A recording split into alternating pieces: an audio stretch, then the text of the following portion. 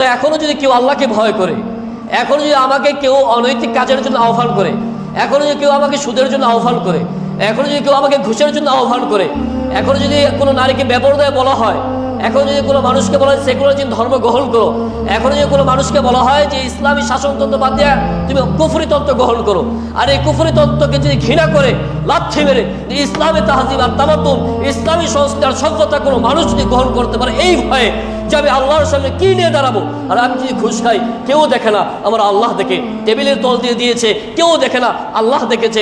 চোখ দিয়ে গুনাহ করছি কেউ দেখে না, আল্লাহ দেখেছে। আমার ঘরে শুয়ে আছি, মোবাইলের ভিতরে আমি অনৈতিক জিনিস দেখছি কেউ দেখে না, আল্লাহ দেখছে। আমার মা দেখে না, আল্লাহ দেখছে। আমার পিতা দেখে না, আল্লাহ দেখছে। মসজিদের ইমাম খতিব দেখে না, আল্লাহ দেখছে। আমার এমন বন্ধু আছে যে দেখলে ঘৃণা করবে, আমার সাথে চলবে না, সেই বন্ধু দেখে না, আমার আল্লাহ দেখেন।